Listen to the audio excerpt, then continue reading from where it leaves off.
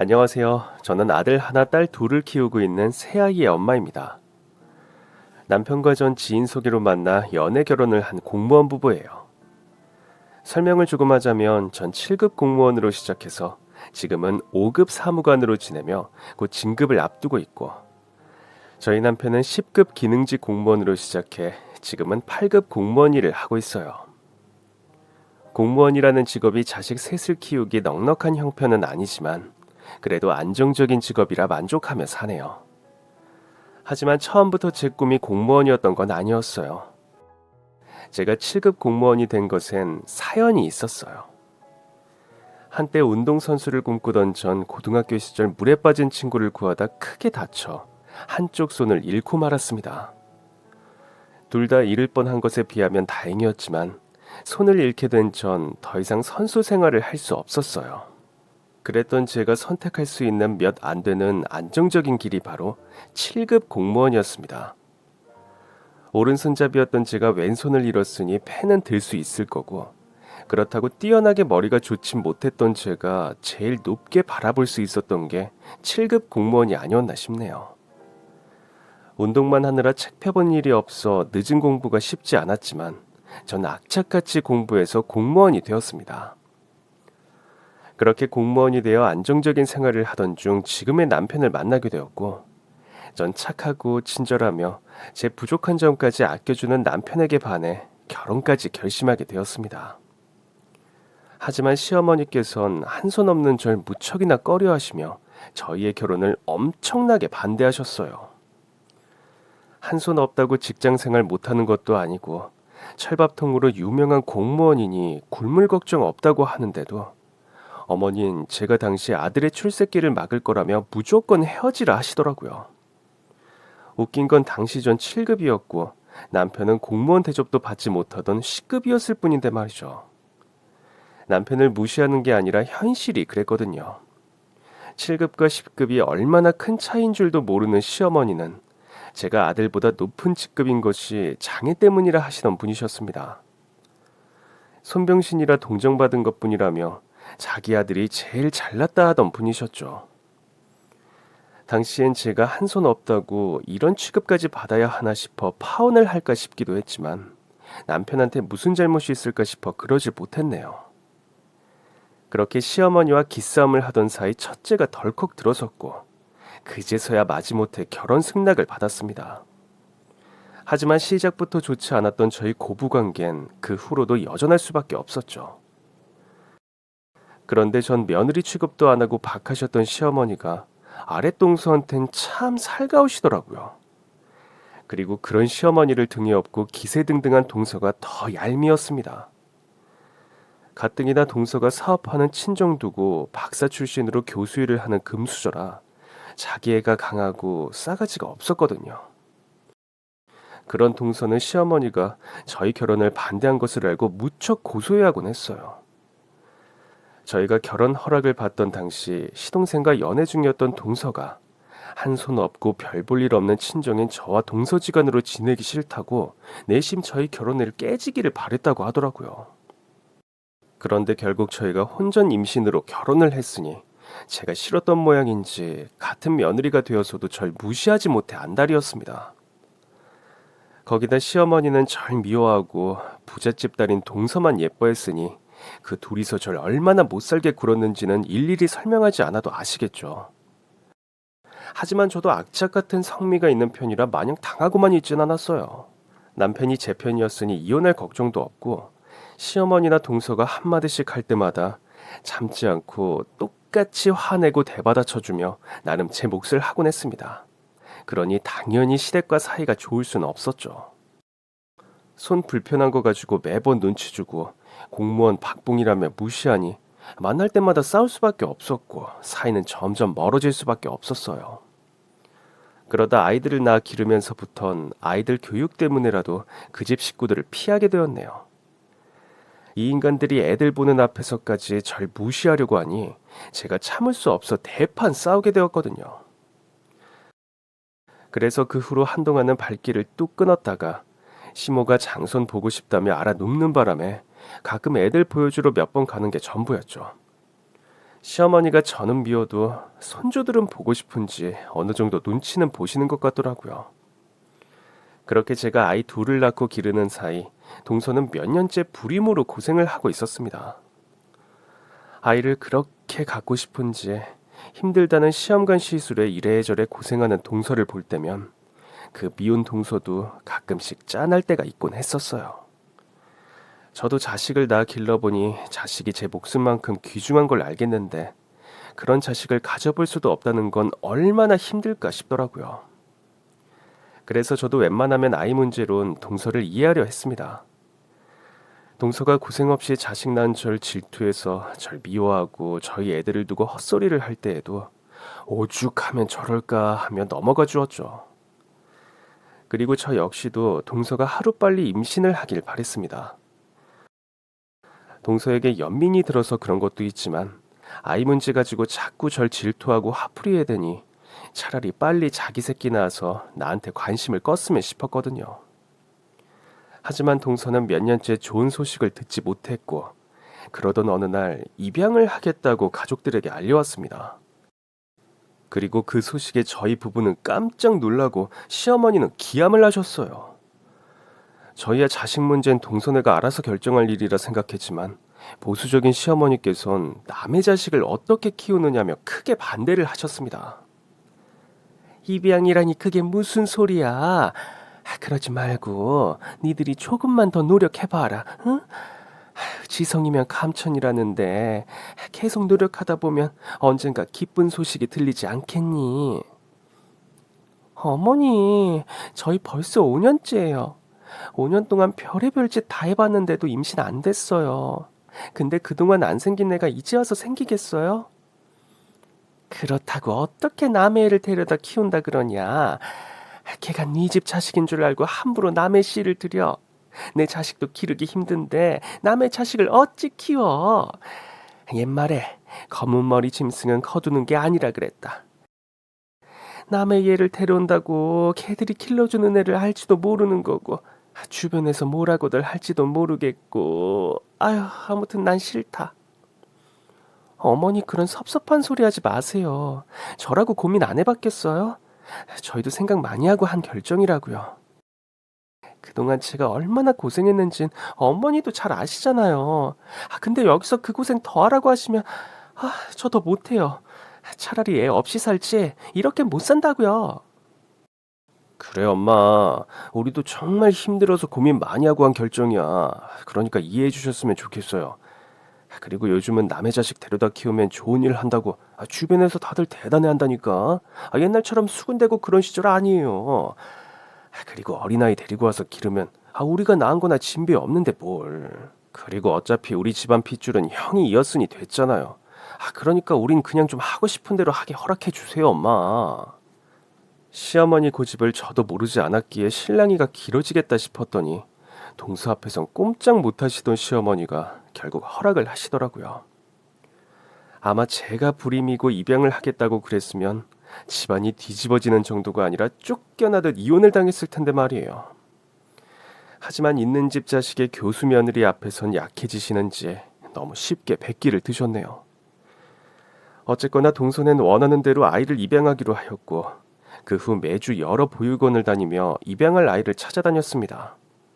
그리고 저희는 얼마 뒤 동서가 데려온 예쁜 여자아이를 만나게 되었죠. 동서가 데려온 아이는 이제 막 3살 정도 된 예쁜 여자아이였습니다. 시설에 올 당시 친부모에 대한 자료가 부실해 자세히 알 수는 없었지만 엄마가 한국인이고 아빠가 미국인인 혼혈로 추정된다 하더라고요. 그래서 혼혈이라 그런지 아이가 이목구비도 또렷하고 밝은 갈색 머리칼이 참 예쁜 아이였어요. 얼핏 보면 보통 한국 아이같이 생겼고 자세히 보면 혼혈인가 싶을 정도였는데 어쩜 그렇게 예쁜지 꼭 인형 같더라고요. 저희 딸이에요. 이름은 희주라고 하기로 했어요. 저희 희주 너무너무 예쁘지 않나요? 어쩜 이렇게 인형같이 생겼는지. 전 요즘 희주 얼굴만 봐도 배가 부르다니까요. 그러게 아기가 참 예쁘다. 아기가 벌써부터 이목구비도 뚜렷하고 너무너무 예뻐. 당연하죠. 그래서 얘로 데려온 건데. 사실 아들이랑 고민을 하긴 했는데 어차피 친자식도 아닌데 성별이 중요할까 싶더라고요. 그럼 이왕이면 귀여운 딸이 낫지 않을까 싶어서요. 제가 예전부터 예쁜 딸 곱게 키우는 게 로망이었거든요. 그랬는데 희주를 보니까 너무 예쁘더라고요. 완전 인형같이 생겼죠. 그러게 참 예쁜데 이렇게 예쁜 애를 부모는 어쩌다 두고 떠났을까 안타깝네. 뭐 사정은 모르겠지만 자식 기를 자격 없으면 차라리 보내는 게 낫죠. 낳았다고 다 부모인가요? 넉넉한 환경에서 사랑 듬뿍 주고 잘 키워야 제대로 된 부모지. 그러니 희주도 별 볼 일 없는 부모한테서 자라느니 저희 같은 부모를 만난 게 천운이고 축복이죠. 아무튼 저희 희주 정말 곱게 잘 키울 거예요.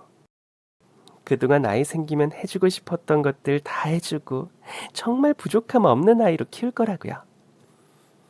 아이를 데려온 동서는 무척이나 행복해 보였습니다.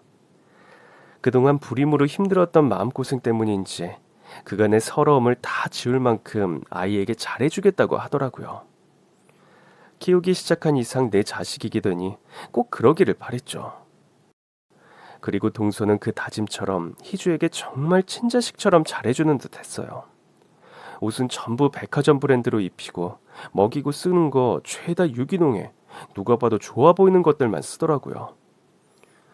동서가 여유가 있다고 하지만 자식 키우다 보면 큰돈 들어갈 일도 많고 이래저래 적은 돈이 아닐 텐데 정말 대단하다 생각했어요. 부끄러운 말이지만 전 제 배 아파 낳은 자식들인데도 예쁜 옷 보고 그 돈 아까워서 들었다 놨다만 수십 번 하거든요. 몇 번 못 신을 신발 하나면 우리 네 식구 소고기 외식할 텐데 싶어서 말이죠. 저만 해도 그런데 동서는 입양한 자식에게 그렇게나 지극정성이니 한편으론 참 대단하다 싶었습니다. 하지만 좋은 시절은 그리 길지 않더라고요. 처음 아이를 데려왔을 때만 하더라도 인형 같다느니 너무 예쁘다느니 난리를 피던 동서가 막상 아이를 키우기 시작하자 자기 생각과 많이 달랐는지 꽤 고생을 하며 스트레스를 받는 것 같더라고요. 동서도 교수로 일하면서 자기 스케줄로 하루 종일 바쁜 사람인데 일하면서 아이를 키우는 게 쉽지 않다는 걸 이제서야 알게 된 거죠.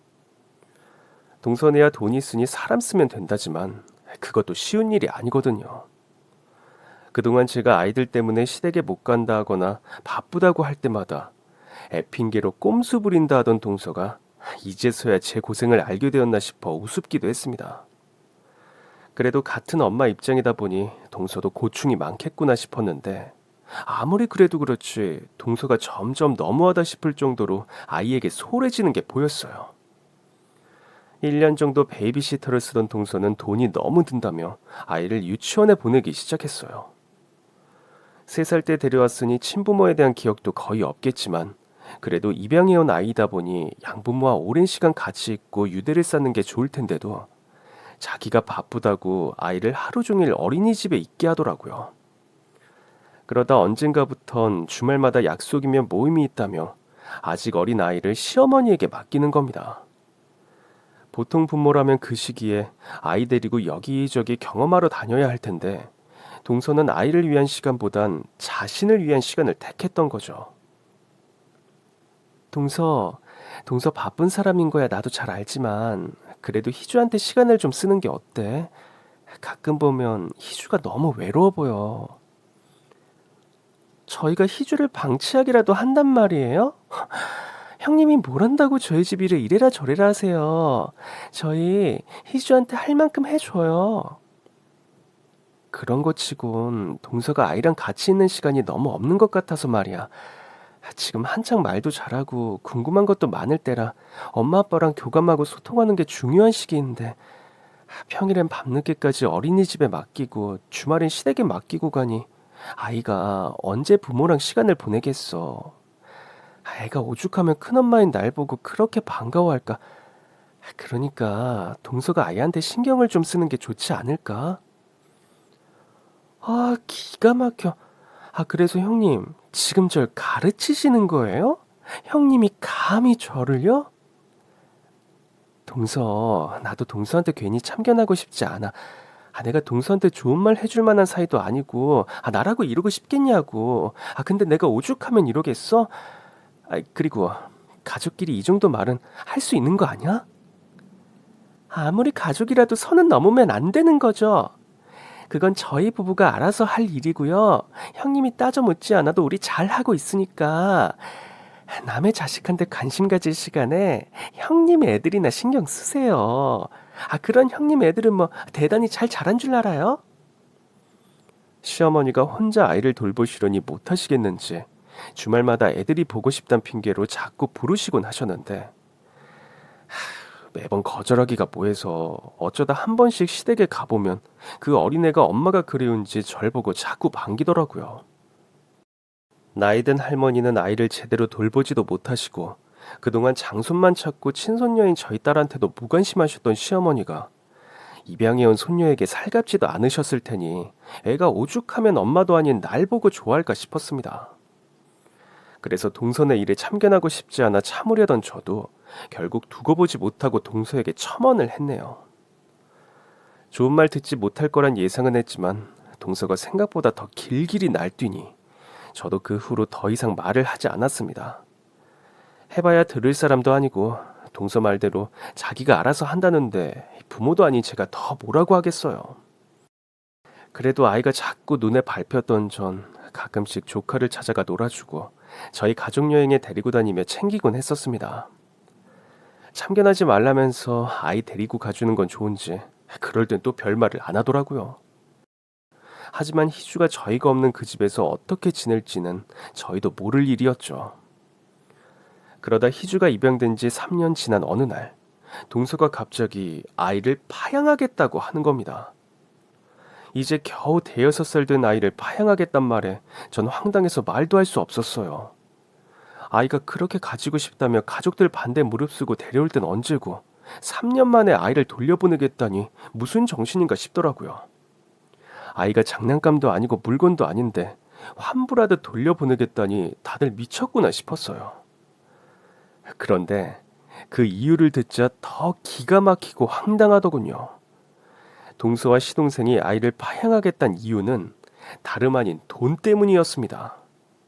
아이 밑으로 들어가는 돈이 생각보다 많다며 돈이 아까워서 더는 남의 자식을 못 키우겠다 하더라고요. 형님네 보면 넉넉지도 않은 형편에 애 둘 잘만 키우시길래 별로 어려운 거 없는 줄 알았더니 생각보다 애 밑으로 들어가는 돈이 만만치 않더라고요. 근데 돈을 들이면 들인 만큼 돌아오는 게 있어야 하는 건데 얘는 유전자가 별로인 건지 돈 들인 보람이 영 없어요. 얼굴은 귀엽긴 한데 그것도 커가니까 잘 모르겠고 한쪽 부모가 미국 사람이 맞긴 맞는 건지 영어 유치원 보내도 가서 말 한마디 못하고 집에서도 말없이 조용하고 애가 좀 모자란 것 같더라고요. 그래도 내가 교수인데 이래선 나중에 학업이나 제대로 따라갈 수 있을지 모르겠더라고요. 몇 년 있으면 학교 갈 나이인데 제대로 말도 못하는 걸 보면 아무래도 우리가 애를 잘못 데려온 모양이에요. 아무튼 그래서 밑 빠진 독에 물 붓는 것도 아니고 돈 아까워서 그냥 파양 보내려고요. 아이가 학습이 더디고 공부 머리가 없는 것 같다며 그런 아이에게 돈 쓰는 게 아까워서 아이를 돌려보내겠다더라고요. 그래봐야 아직 학교도 안 간 어린아이일 뿐인데 그런 아이에게 과한 기대를 하며 자기들 멋대로 아이를 판단하는 게 기가 막혔습니다. 더 웃긴 건 동선 희주가 집에서 말도 제대로 못한다고 하지만 저희랑 있을 땐 곧잘 웃고 말도 잘하는 편이었거든요. 아무래도 희주가 자기 부모가 불편하다 보니 그 앞에서 말하기를 꺼려했던 거겠죠. 그런데도 자기들 탓인 줄은 모르고 아이 탓만 하고 그런 아이에게 투자 가치가 없다며 파양을 한다는 동서내외가 정말 끔찍했습니다. 그렇다고 어렵게 데려온 애를 파양한다는 게 말이 되는 소리야? 희주 이제 6살이야. 부모 얼굴도 기억 못할 3살 때랑은 완전히 다르다고. 동서가 이렇게 보내버리면 희주는 평생 그 기억을 안고 살아야 할 텐데 아이 마음이 어떨진 생각해 봤어? 그래봐야 아직 애잖아요. 형님은 6살 때 일 기억하세요? 머리 좋은 애들도 그 나이 때 기억은 흐릿하기 마련인데 하물며 말도 제대로 못하는 애가 뭘 기억하겠어요. 그래서 저희도 아이 생각해서 하루라도 빨리 보내려고 하는 거고요. 더 늦기 전에 보내야 애도 저희도 새 출발할 수 있지 않겠어요? 동서 말 한 번 참 쉽게 한다. 그렇다고 부모를 기억 못하는 애가 있겠어? 애가 전부 기억을 못할지언정 상처받은 건 평생 남을 텐데. 희주한테 그렇게 큰 상처 줘서 어쩌자고 이래. 더구나 한 번 파양된 아이들은 다시 입양 가기도 힘들다는데 동서 이러는 거 정말 무책임한 짓이야. 그래서 저더러 어쩌라고요. 못 키우겠는데 어떡해요 그럼. 그렇게 애가 불쌍하면 형님이 데려다 키우시던가요. 안 그래도 희주가 나보다 형님을 더 따르는 것 같은데. 그럼 형님이 데려가세요. 오히려 잘 됐네. 응? 안 그래요? 제가 동서를 탓하자 동서는 그럼 저더러 아이를 데려가라며 억지를 부렸습니다. 데려온 건 자기들인데 왜 책임을 남한테 떠넘기는지 어이가 없었지만 전 그 말을 그냥 넘길 수가 없었어요. 저희가 데려가지 않으면 아이는 파양되어 다시 보육원으로 돌아가게 될 텐데 이미 저희 가족들과 정을 쌓은 희주를 그렇게 다시 보내는 게 맞나 싶더라고요. 안 그래도 희주가 또래보다 조용하고 내성적인 편인데 다른 환경에서 어찌 적응할지 걱정이 되었거든요. 결국 어린 조카가 눈에 밟혔던 전 남편과 상의 끝에 희주를 저희가 데려오기로 결정했어요. 남편도 처음엔 둘이나 키우는 상황에 셋을 어찌 키우냐며 난감해했지만 그렇다고 그 어린애를 보육원에 보낼 순 없었는지 데려오자 하더라고요. 같은 배에서 낳은 자식인데 어쩜 저희 남편은 책임감이 있고 시동생은 그리 염치가 없는지 이런 남자가 제 남편이라 또 한 번 다행이다 싶었네요. 그렇게 저희들은 어렵고 복잡한 절차를 거쳐 희주를 저희 호적에 올리게 되었습니다. 그리고 이제 정말로 희주가 저희 집 막내딸이 되었죠. 다행히 저희 아이들이 희주를 워낙 막내 동생처럼 좋아했고 저희야 둘이야 셋이나 힘든 건 매한가지라 생각하며 희주를 잘 키워보기로 했습니다. 그리고 그 일로 시댁과 동서에게 완전히 질려버린 저희는 시댁과 아주 연을 끊고 지내게 되었어요. 파양하겠다는 걸 반기던 시모도 꼴보기 싫고 희주를 위해서도 동서네와 더 이상 마주치는 게 좋지 않을 것 같더라고요. 그전엔 자주 보고 살진 않았어도 명절이나 시아버지 제사 땐 빠지지 않고 참석했었는데 그 후로는 남편 혼자 시아버지 제사만 챙기고 저나 저희 애들은 일절 시댁을 드나들지 않았어요. 그 덕에 저희 5 식구는 더 똘똘 뭉쳐 지내게 되었죠. 그렇게 저희 집 딸이 된 희주는 위로 오빠 언니들을 잘 따르며 착하고 예쁜 막내딸로 잘 커주었습니다. 애가 원체 순해서 그런지 저희의 노력을 알아준 건지 자라는 동안 말썽 한 번 부리지 않고 사춘기랄 것도 없이 지나가더라고요. 그렇게 착하고 순한 딸이기에 어릴 적 버림받은 기억은 잊었으면 싶었지만 안타깝게도 이 아이는 얼추 상황은 알고 있었습니다. 동서의 걱정과 달리 희주가 워낙 똘똘하고 기억력이 좋았거든요. 그래서 처음 저희가 아이를 데려왔을 때에도 희주는 여전히 동서와 시동생을 부모라고 생각해 저희를 큰아빠와 큰엄마라고 불렀었어요. 그러다 조금씩 상황을 이해하고 적응하며 초등학생 입학할 무렵부터 저희를 부모라고 생각하더라고요. 갑자기 부모가 달라진 상황에 아이가 많이 혼란스러워했지만 다행히도 저희가 그전부터 아이와 유대 관계가 있어서인지 별일 없이 저희 가족으로 잘 지내왔어요. 혹시나 아이가 마음의 상처가 있을까 싶어서 심리 상담도 다니고 제가 각별히 신경을 썼었죠. 그리고 그렇게 10년이라는 시간이 지나는 사이 희주는 정말 제 딸이 되어 있었습니다. 가끔은 제가 희주를 낳은 걸 까먹었나 싶을 정도로 큰아이들과 전혀 다를 것 없이 제 친자식으로 여겼네요. 그렇게 10년간 희주를 키우며 참 행복했다 생각했는데 어느 날 희주 덕에 저희의 인생이 완전히 바뀌는 일이 벌어지고야 말았습니다. 뒤늦게 희주의 친부모를 찾게 되었거든요. 그동안은 입양 기록 카드에 적혀있던 정보가 없기도 하고 아이가 혼란스러울까 싶어 아이의 친부모를 찾아볼 생각도 못했다가 이제 희주도 어느 정도 자랐고 친부모가 누군지라도 알 수 있으면 좋지 않을까 싶어서 혹시나 하며 아이의 유전자를 기관에 등록해놨어요. 그러자 얼마 안 있어서 아이의 아빠라는 사람에게서 연락이 온 겁니다. 그쪽에서 유전자 일치 결과를 듣자마자 저희를 찾았다 하더라고요. 저희의 예상대로 친부는 미국인이었고 아이의 소식을 알게 된 친부는 한달음에 한국으로 달려왔습니다. 그렇게 희주의 친부를 만나게 된 저흰 그제서야 15년 전에 있었던 희주의 출생 비밀을 들을 수 있었습니다. 미국에서 사업을 하던 희주의 친부는 15년 전 사업차 한국에 방문을 했었답니다. 그리고 그때 한국 여성과 하룻밤을 보내게 되었고 그 후로 남자는 다시 미국으로 떠났다고 했어요. 하룻밤 일로 희주가 생겼지만 당시엔 여자도 남자도 그런 사실을 알지 못했고 아이의 친모는 나중에서야 임신이라는 걸 알게 되었지만 이제와 하룻밤 인연을 다시 찾을 길이 없어 혼자 아이를 낳고 낳자마자 희주를 입양을 보낸 듯 했었습니다. 아이의 친모가 이름도 나이도 적어두지 않고 희주를 버린 탓에 미국에 있던 친부는 자신의 아이가 있을 거라고는 생각도 못하고 살았다고 하더라고요. 그러던 어느 날 아이 엄마인지 누군가가 자신의 아이가 한국에 있다는 익명의 메일을 보냈답니다. 처음엔 누군가의 장난이라 생각했던 친부는 오래전 일을 더듬어 보았고 그제서야 그 일이 떠올랐던 친부가 정말 아이가 있을지도 모른다는 생각에 아이를 찾아다녔다고 했죠. 하지만 정보 하나 없이 찾을 길이 막연했던 차에 얼마 전 저희가 유전자를 등록한 것 덕분에 아이를 찾게 되었던 겁니다. 저희도 큰 기대 없이 했던 일이었는데 그 덕분에 정말로 아이의 친부를 찾게 되고 희주의 사연을 알게 되어 너무 다행이라 생각했어요.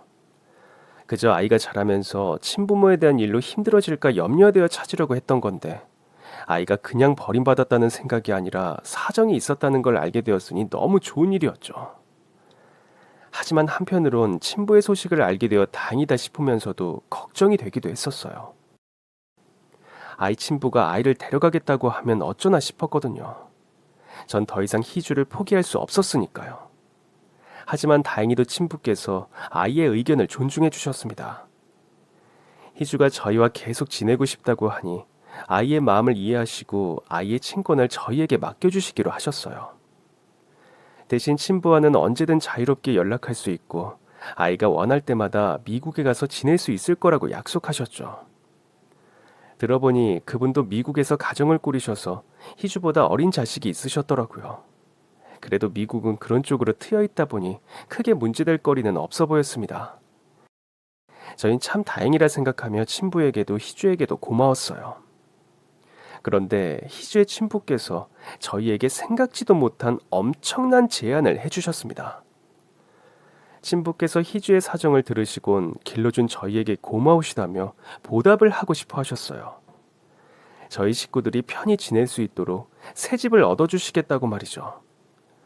저희 입장에선 희주를 받아들이고 친딸처럼 키우는 것이 너무나 당연한 일이었기에 어떤 대가를 받을 생각이 없었습니다. 자식 잘 키웠다고 대가를 바라는 건 말도 안 되는 일이니까요. 그런데도 희주의 친부께서 저희 가족에게 청담동에 있는 펜트하우스를 마련해 주신 겁니다. 저희는 잘 몰랐지만 미국에서 사업하신다는 희주 친아버지가 엄청난 부자이셨더라고요. 자기 능력으로 이 정도는 아무것도 아니니 부담 갖지 말고 받으라고 하시기에 그래서 희주 명의로 하는 것으로 겨우 합의하여 받기로 했습니다. 솔직히 말해서 그동안 공무원인 저희 부부가 자식 셋 키우기에 경제적으로 쉬웠다곤 할 수 없었어요. 둘 키울 때도 한 푼, 두 푼 아끼며 열심히 살았는데 셋을 키우면선 더 고생을 해야 했죠. 그래도 아이들 덕에 얻는 행복이 더 커서 힘든 줄도 모르고 살았지만 애들에게 넉넉하게 해주지 못해 늘 미안했는데 이제 아이들에게 각자 방 하나씩 해주고 더 좋은 환경을 만들어줄 수 있어 무척 행복했네요. 그렇게 저희는 새 집으로 이사를 가게 되었고 아이들은 각자 방을 꾸미며 너무나 좋아했습니다. 저희 부부도 처음으로 누려보는 여유에 아직은 얼떨떨하기만 했네요. 그런데 희주 아버지가 해주신 게 거기서 끝이 아니었어요. 어려운 저희 사정이 안타까우셨는지 아이들을 여유롭게 키워달라며 매달 양육비까지 보내주시더라고요. 그 돈이 저희 두 사람의 월급의 몇 배나 되어 부담스러워 거절하고 싶었지만 한창 하고 싶을 게 많은 희주를 위해 감사히 받기로 했습니다. 그렇게 저희가 새로운 환경에 잘 적응해 가고 있을 즈음 희주가 뜻밖의 말을 꺼냈습니다. 엄마, 우리 집들이 할까? 나 할머니랑 작은엄마, 작은아빠 이 집으로 부르고 싶은데 어때? 뭐? 할머니랑 그 집 식구들을? 갑자기 왜? 그냥 우리 좋은 집으로 이사 왔으니까 자랑하고 싶어서. 초대해서 집들이도 하고 하면 좋잖아. 나 잘 사는 거 보여주고 싶기도 하고. 왜? 엄마는 싫어? 글쎄. 썩 내키진 않지만 그래도 희주 네가 그러고 싶다면 아빠랑 한번 상의해보자. 아이가 집들이를 하자고 그 집 식구들을 부르자는데 그동안 그 집 식구들을 보고 싶다고 했던 적이 한 번도 없던 아이가 갑자기 그런 말을 꺼내니 전 조금 당황스러웠습니다. 동서와 시동생에게 버림받은 기억이 남아있는 아이가 자기에게 상처 준 사람들을 보고 싶다고 하니 말이죠. 그래서 왜 그러나 했더니 좋은 집에 이사 오고 친아버지도 찾고 해서 그 집 식구들에게 알리고 싶었던 모양이었어요. 그게 자랑이던 나 잘 살고 있단 말이던 무슨 말이든 아마 하고 싶었겠죠. 전 그 인간들을 다시 보고 싶지 않았지만 아이의 마음이 그렇다니 들어주기로 했네요. 어머니, 동서 다들 오랜만이네요. 그동안 잘들 지내셨어요? 벌써 10년 만인가? 제가 희주 데려올 때가 몇 년 전 같은데 세월이 참 빠르네요. 그죠? 그러게나 말이다. 네가 영 끊고 살겠다고 난리 피고 나간 게 벌써 10년이나 됐네. 근데 이제 와서 뭐하러 부른 거야? 왜? 응? 10년쯤 지나니 이제서야 반성이 되던? 자식이 부모 내버려 놓고 못 살겠다 싶던? 어머닌 참 자기중심적인 그 생각이 여전하시네요. 제가 반성할 게 뭐가 있다고 그러시는지 모르겠지만 설령 용서를 구하려고 했으면 찾아갔지. 저희 집으로 오시라 했겠어요? 오늘은 그냥 저희 집 집들이 날까 싶어서 부른 거죠. 그게 무슨 말이에요? 여기가 형님네 집이라고요? 여기가? 그럼 내가 무슨 모델하우스에서 보자고 했겠어? 여기 우리 집이야. 얼마 전에 이사 왔거든. 아니, 그게 무슨 말이냐? 이게 정말 너희 집이라는 거야? 이 꼭대기 층이? 형님, 무슨 갑자기 로또라도 되신 거예요? 그게 아니고서야 공무원 박봉에 무슨 이런 집을 사셨어요. 동서가 아직도 세상 물정을 잘 모르나 보네. 요즘 로또 1등 되어도 이런 집은 못 사지. 그러니까 어떻게 이런 집에 있냐고요. 그래서 지금 좋은 집 생겼다고 우리한테 자랑하려고 부른 거예요? 사실 난 동서나 어머님이나 안 부르고 싶었지. 이렇게 좋은 집에 좋은 뷰 보더라도 내 새끼들, 내 가족들이랑만 하고 싶지. 동서랑 뭐하러 공유하겠어? 근데 희주가 자기 잘 지내는 거 보여주고 싶다고 부르자고 하더라고. 사실 이 집도 다 희주 덕분에 생긴 거거든. 예? 희주가 왜요? 희주 걔가 무슨 짓이라도 한 거예요? 대체 어떻게 이런 집에서 지낼 수 있느냐며 놀라서 묻는 동수와 시모에게 그동안 있던 일을 간단하게 설명해 주었습니다. 물론 전부 말해줄 필요는 없으니 그냥 아이의 친부가 아이를 찾고 있었고 그동안 키워준 은혜에 감업하여 이런 행운이 찾아왔다고 설명해 주었죠. 그러자 그 말을 들은 동서가 무척 놀라고 충격을 받은 듯 하더라고요. 하긴 자기가 10년 전 버린 아이 덕분에 제가 이런 집에 살게 되었다는 게 부럽기도 하고 믿어지지 않았겠죠. 애한테 돈 쓰는 게 아깝다고 아이를 버린 동서가 이제 와서 날 부러워하는 것도 염치가 없을 일이었지만요. 제 친부가 그렇게 부자였다고요? 난 잘 몰랐는데 미국 부자들은 백만장자, 억만장자라며 그냥 사업 작게 하는 사장님인 줄 알았더니 그런 수준이 아니었나 보더라고. 아이 소식 듣고 여기 올 때도 비서에 통역관에 아주 줄줄이 사람들을 대동해서 오는데 보통 부자는 아니다 싶더라. 하긴 그러니까 이런 집도 그냥 턱 내어주실 수 있으셨겠지. 원래는 집에 차에 뭐 다 해주겠다고 하시는 걸 우리가 겨우 말려서 집만 받기로 한 거야. 우리가 희주를 뭐 바라고 키운 것도 아니고 내 자식 키운 대가를 받는 것도 우스워서 말이야. 그래도 희주한테 좋은 친아버지가 생겨서 참 다행이지. 그래서 희주가 원하면 대학은 그쪽으로 유학을 보낼까 싶기도 해. 그동안 우리 형편의 유학은 꿈도 못 꿨지만 이젠 상황이 다르니까. 희주가 엄마랑 아빠랑 평생 살겠다곤 하지만 종종 가서 친아버지랑도 추억을 쌓으면 좋잖아. 희주가 미국으로 가면 우리도 초대해 주신다니. 뭐 자주 볼 수도 있고 너무 잘된 일이지. 이, 이럴 수가. 그냥 불쌍한 고아인 줄만 알았는데. 생각해보니 내가 동서한테 고마워해야겠네.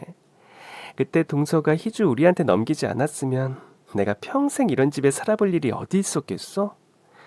동서 덕분에 내가 자식 잘 얻어서 호강을 하네. 그때 우리 희주 버려줘서 고마워 동서. 전 일부러 야구를 하고 동서 앞에서 말을 아끼지 않았습니다. 네 덕에 내가 희주를 데려와 인생 역전을 했다며 배 좀 아파보라고 말을 했죠. 사실 동서가 희주를 포기했던 그때부터 지금까지 전 엄마로서 한 어른으로서 희주에게 씻을 수 없는 상처를 준 동서를 용서할 수가 없었거든요.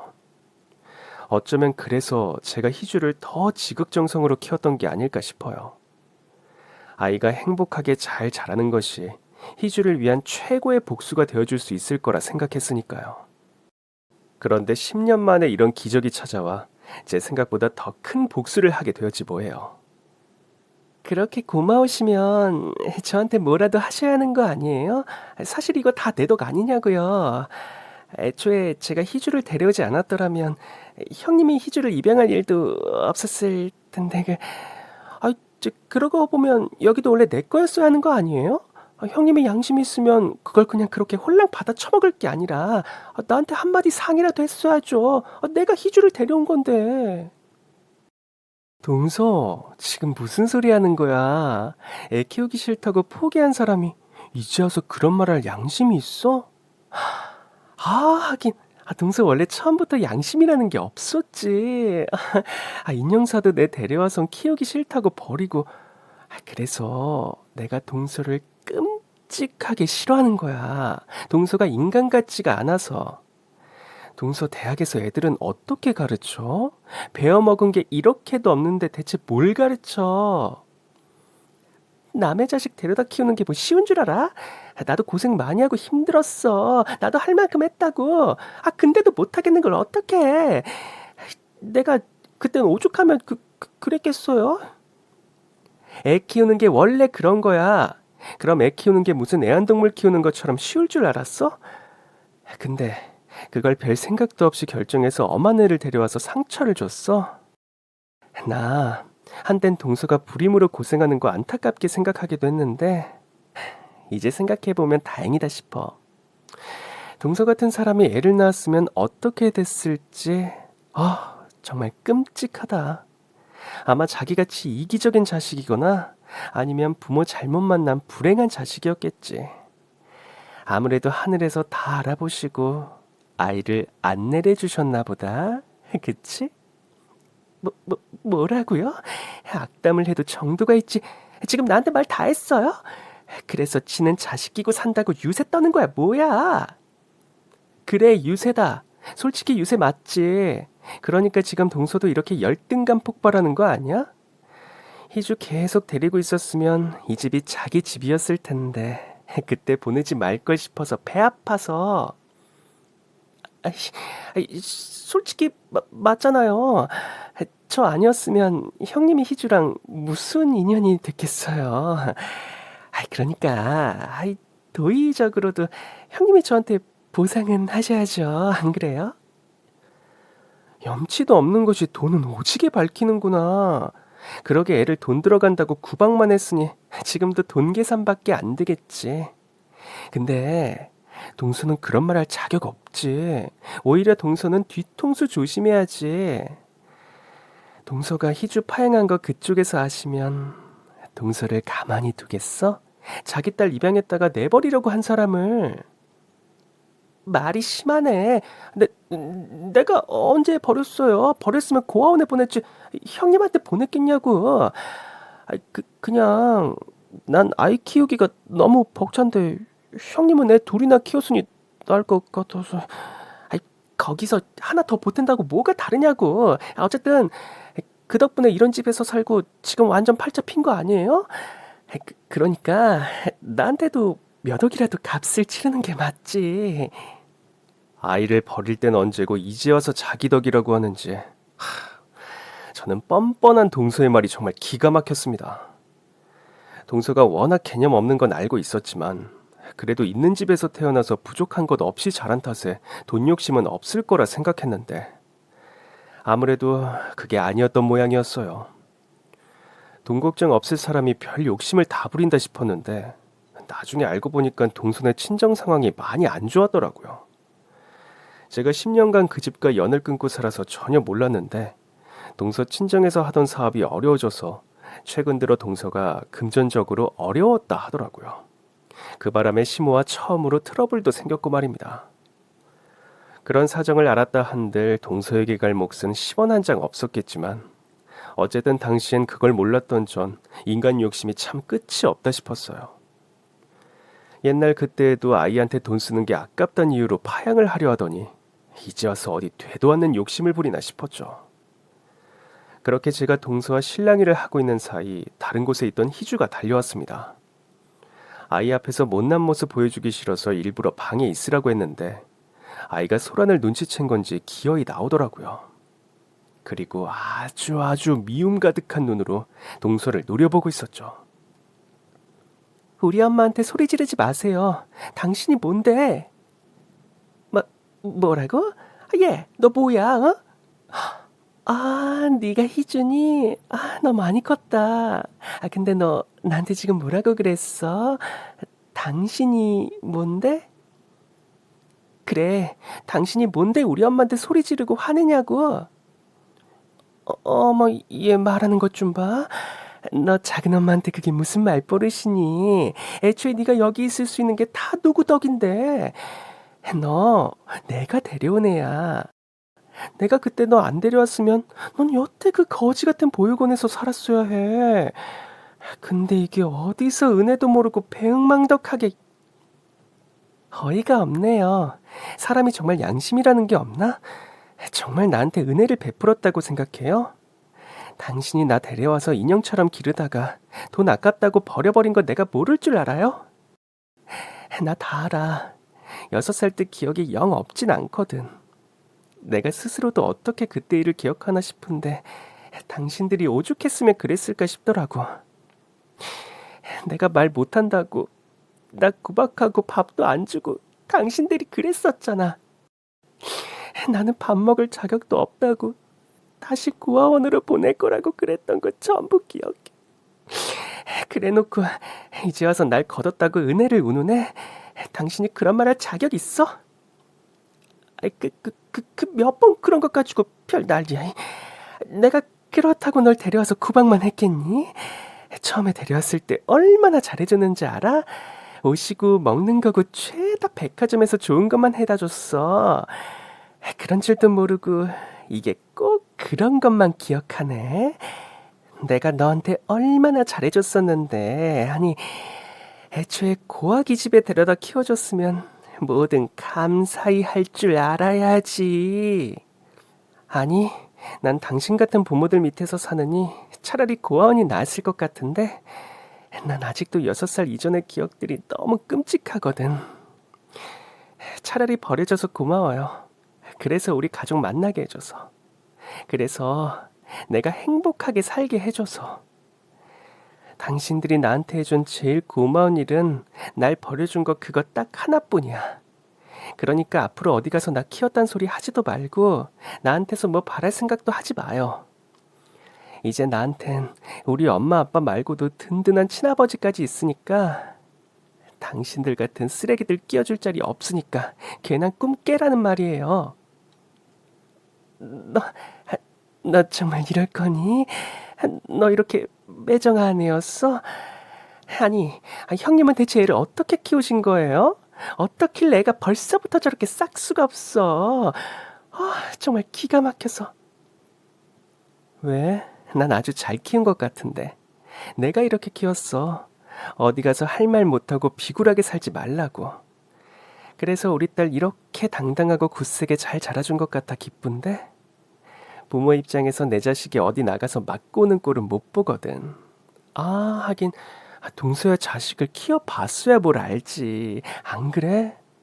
아무튼 우리 딸이 할 말 다 한 것 같으니까 동선 이만 가졌으면 좋겠어. 아, 어머니도 구경 다 하셨으면 이제 가보세요. 뭐야, 나도? 아니, 나는 별말 안 하고 가만히 있었는데, 난 왜? 정말 모르셔서 모르세요? 이 집에서 불청객은 동서뿐만이 아니에요. 전 어머니한테도 감정이 아주 많거든요. 왜요? 어머니도 손녀 덕분에 인생 역전하고 싶으셔서 그러세요? 뭐라도 떨어지는 거 있을까봐? 그런 건 꿈도 꾸지 마세요. 동서가 애 파양시키자고 했을 때 누구보다 반겼던 게 어머니시니까. 그러니까 괜한 욕심 부리다 천벌 받기 전에 자중하시는 게 좋을 것 같네요. 앞으로 살 날도 얼마 남지 않으셨을 텐데 돈 욕심은 줄이셔야죠. 안 그러세요? 아니 이것들이 정말 쌍으로 아주 사람을 가지고 노네. 그럴 거면 뭐하러 여기까지 불러서 이런 걸 보여줬니? 응? 지들끼리만 잘 먹고 잘 산다고 자랑이라도 하는 거야 뭐야? 맞아요. 저 자랑하려고 할머니랑 작은엄마 작은아빠 부른 거예요. 다들 무시하고 무관심하던 저희 식구들이 어떻게 살게 되는지 똑똑히 보여드리려고요.